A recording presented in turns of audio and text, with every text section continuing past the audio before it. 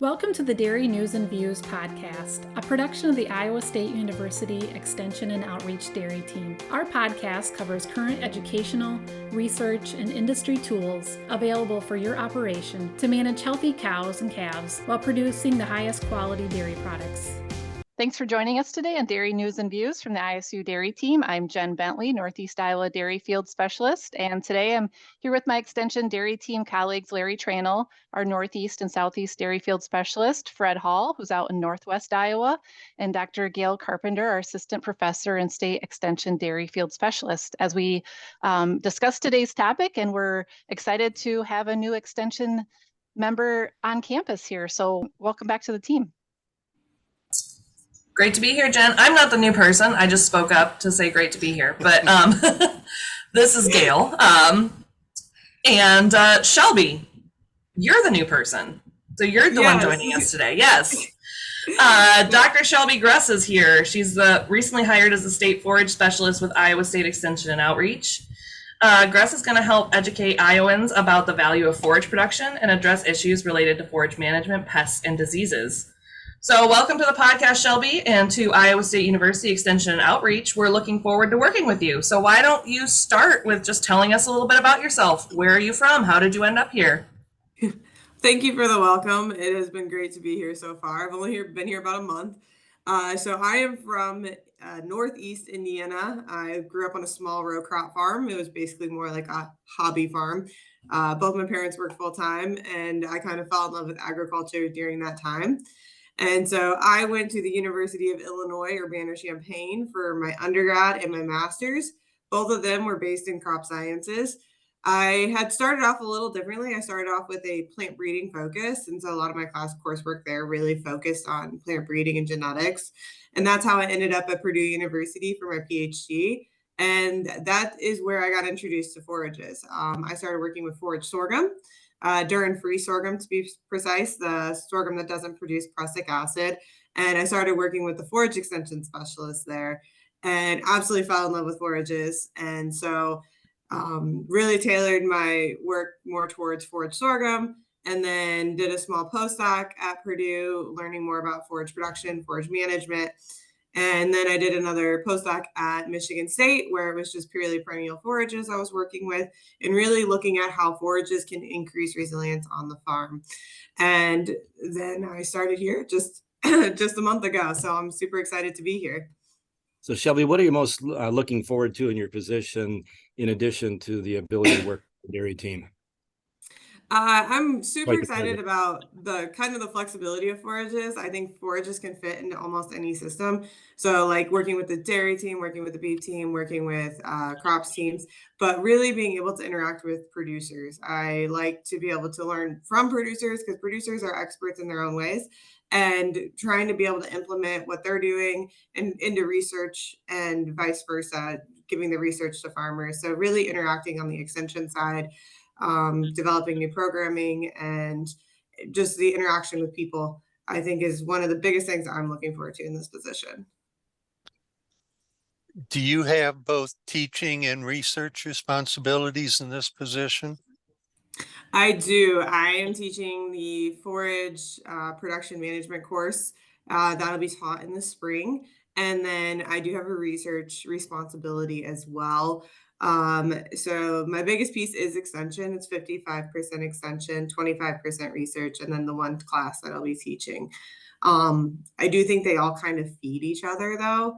So I think it's really valuable to have farmers' perspectives, to be able to inform classes, to be able to build a research program that's going to support the forage industry in Iowa. So it's kind of a circular system, in my opinion. They all feed each other, and they're only going to build the programs better for one another. And they don't kind of stand alone in my thoughts. I think being able to use the information I'm learning and being able to, from research, to give to the class and to farmers, and then taking information from farmers to bring it to the class and to the research. And so it's just kind of a cyclical process. And the teaching, I'm always having to stay on top of what other people are doing to be able to inform the class and farmers. So it's just kind of this whole system that I think is really beneficial to each other. Shelby, your position that you're in now has been open for a while, right? So you have a lot of stuff you could be working on right now. Probably the work of 4 people if you had more than 24 hours in a day. But how have you been getting started? What are you identifying as some of your priority areas? Yeah, so like you mentioned, this position's been open for about 10 years now. So there's a lot of things that could be worked on. So the first thing I did is I wanted to talk to basically the experts in the area that have been talking to farmers. So the field specialist on the dairy, the beef, and the crops team to see what they've been seeing, what's been missing the most. Because one thing that I got whenever I ask somebody what needs to be done, and they're like, if you do anything, it's better than what we have now. And it's like, okay, that's great. That makes my job a little easier. But I would like to be able to hit the high points first, the most critical points first. And so I did like a needs assessment, trying to identify some of those and trying to learn about what people are wanting and people are needing. And so that's kind of the first thing I've done. And now I'm still trying to branch out, meet everybody on the teams to see how parts of the different state. I know the state's in a drought. And so that's going to be a big thing coming up this spring, and start planning now on how we're going to approach basically your system this year. And so tried to learn where the state is currently and what is needed now and getting those things answered and then building my program from there. One of the things you said early on was you had an interest in forage sorghum. And we worked last year with a forage program with South Dakota State, bringing in the male sterile high sugar varieties. And tell me what your thoughts are. Is that a project you're going to look at, or, tell me about forage sorghum from your perspective. I really like forage sorghum. I think it has a place. It's super valuable. The male sterile lines, it's kind of a newer idea, but I think that has a lot of potential benefits as you start getting into that reproductive stage. You're not sending those sugars into the grain because there is no grain.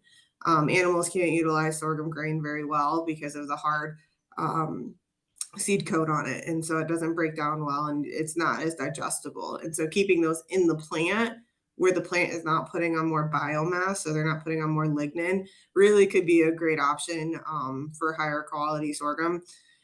Sorghum, especially as I mentioned, the drought that I was been facing, it's really great in drought areas. It just needs a little bit of water to come out of the ground and to really be able to put on a good amount of biomass. So I see sorghum as a super valuable crop, and I do plan on working with it while I'm here. I'm not trying to convince anybody to take all their corn acres and plant them to sorghum, but maybe take a portion of them just as a savior crop to make sure you have something available for your animals if something goes majorly south.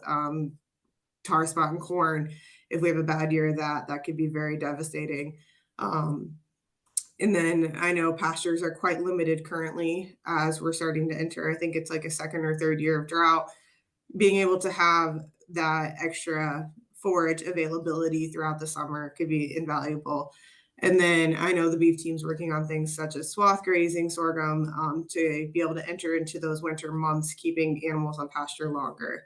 So I think it's a very versatile crop that can fit in many different ways. It's just being creative with how you're doing it and looking at it as a system. When can I use it? Where can I use it? And just kind of in diversifying your system. I think diversity in systems is great. It gives you more opportunities to be successful, because if one thing fails, something else could be there to save you that year. Well, we agree with you out here in Western Iowa. You'll discover that we are different than Eastern Iowa in our topography, in our climate, so to speak. So, yeah, we worked with South Dakota State because we thought that high sugar forage would fit in some of our rations. So, and you use the word opportunity, and I think that's extremely important. It's not just a cover crop of rye. Rye is really pretty, and if you get it harvested in those 3 days when it's useful, but we don't always get that done. And if it gets out there a ways, it pretty much becomes dry cow or horse feed or something. Yes. Oh, did you end up liking the sugar-free sorghum lines? What was your opinion on them? Well, Gail was part of the presenters. I thought it looked good considering what the water situation was out there. What'd you think, Gail? I was pretty impressed, and I've talked to a couple nutritionists out in the field since then who have been pretty excited about it as a way to increase those highly fermentable carbohydrates in the diet, but not necessarily rely on starch. So I'm excited by what I've seen so far, and I'm curious to kind of see where this keeps going. Are they finding the spot for it? I know early on I thought where this would be useful in that pre-peak transition diets, but now I'm not so certain. Where are they using it? That's a great question. I think that I don't know if I've heard specifically what rations they're being used in. But the comment that I've heard is that this ferments a lot like corn silage will, at least on paper, even if not in the rumen, right? Yeah. So, and yeah, I think I think investigating that starch versus sugar and what's a better energy source is, I think there's a lot of potential there for research and investigation and tailoring different rations in ways that we haven't seen before. So, Shelby, I think you're going to have a blast working with the new thought processes, especially on our dairy side, as far as, I know Gail and I have done programs on the 70% forage. Can we have a 100-pound herd? We've had a couple programs on cocktail mixes. So yeah, I think your job is going to be super exciting. That was going to be my follow-up question for Shelby there, is you mentioned the drought as an issue that we've been facing recently.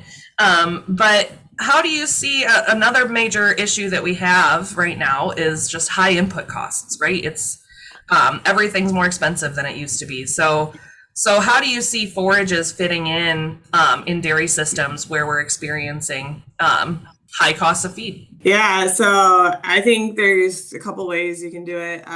Looking at alternative forages that are cheaper to grow, cheaper to manage. Sorghum's one of those. It needs less nitrogen than corn, and those opportunities, if you're taking a hit on milk production, though, it's kind of like, where's the balance?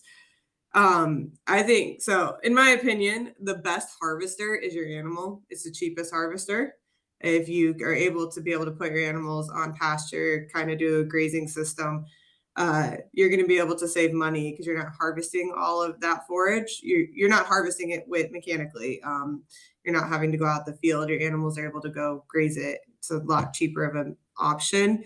And then you still will probably need winter feed and being able to have those as well. And so I think it's kind of a balance. I think you're going to need to put a lot of tools together to be able to lower your cost all around. But being able to manage your forages to high production is only going to be able to give you more feed, be able to sustain you longer. So learning what forages work in your system, trying not to force alfalfa to grow in a area that a low area that's going to probably get winter kill. Trying to make sure you're selecting the land that's proper for each of your areas is going to be very valuable. So really, and I think one thing that dairy probably does a lot better than some other systems is note taking, making sure you're keeping your records to learn from your past mistakes. So, okay, well, what happened when I did this? It's like, okay, that was bad. Let's not put my alfalfa back in that low spot where it got winter killed. Let's move it over here. but record keeping. And sometimes, unfortunately, especially when you're talking about fertilizer cost and different types like that, yes, the fertilizer costs are high right now and they can be hard to take. But sometimes it is important to make sure you are still maintaining that well fertility, making sure your pH is proper, doing those soil tests to make sure that that forage can grow there. Because if you don't, you're going to have low yields, and that's just going to reflect later down the line with low milk production. So just managing the system as a whole, it's hard.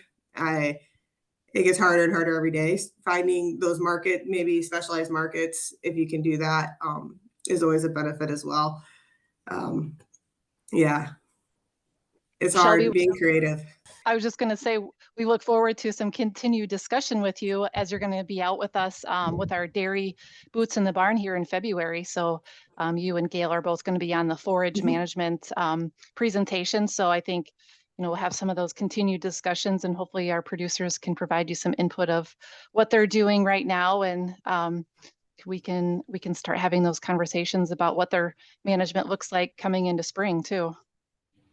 Yeah, I think one thing that people forget, winter is the perfect time to plan for spring. It's perfect time to plan for summer, really getting an idea of what you should be doing. And so I'm very excited to be a part of the program for Boots in the Barn and really hearing more about what producers are doing. So Shelby, turning gears just a little bit, it's great to hear your passion for forages, and rumor has it you're also an accomplished wheelchair basketball athlete, playing for the University of Illinois, the U.S. women's national team, and I think currently you're the athlete representative for the U.S. Paralympic women's basketball team.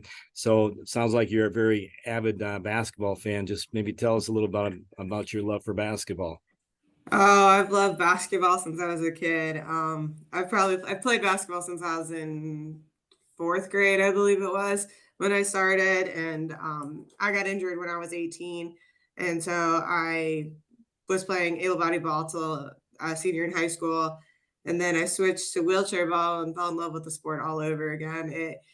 It's, if you've never watched wheelchair basketball, you should. It has such a different strategy. Everything's the same on the court, like 3-point line, all the timings, all that is the same. But it's just the way you have to move in a chair is a little different. So it's absolutely amazing to play. But yeah, I played for University of Illinois and then the women's national team. Great experience. I was able to participate in Worlds. But it's just so much fun. I'm an avid basketball fan. I love college basketball, especially just to see the passion these players have every day is just amazing. Yeah, I could talk about basketball for hours, but it sounds like we both could. Yeah, Larry could join you and talk about basketball for hours. Larry could join you talking about basketball for hours and grazing systems for hours, because Larry's our secret grazing expert. I guess it's not a secret, but that's where you started, right, Larry, is in grazing systems? Yeah, so I did a lot with grazing economics and pasture systems back in the early 90s. They call us part of the Fab 9. There was 9 of us extension agents that kind of got the grazing movement with a few farmers as well, kind of afoot in Wisconsin back in the early days of the movement there. So yeah, I've done a lot with that and with organics as well, which is heavy on grazing as well, and some of the grass-fed dairies too, which we may have a few questions for you, Shelby, on some of these grass-fed dairies, just as we're looking at for energy limitation, undoubtedly being their biggest limitation, and what we can do to get some higher energy forages. No, that sounds great. I'm looking forward to working with you guys on all this. There's so much that can be done. I'm very excited to be here. So Shelby, as we wrap up, how can people get a hold of you? I know you're based on campus, but do you have an email or phone number they can reach you at? So I'm going to go with my email right now. I am getting an office phone number that'll be linked to my cell, but currently that's still in the works. But my email is sgruss@iastate.edu. So sgruss@iastate.edu is the best option currently. And then as I start getting things updated, there is, you can find me online by just searching my name, Shelby Gruss at Iowa State, and I have a profile for me. So hopefully once I get my office number, that'll be updated on there as well. Sounds great. We'll include your contact information in the show notes here today, but appreciate you being on and welcome to Iowa State University Extension and Outreach. Thank you so much. I'm very excited to be here and to work with you all. Welcome. We're excited to have you.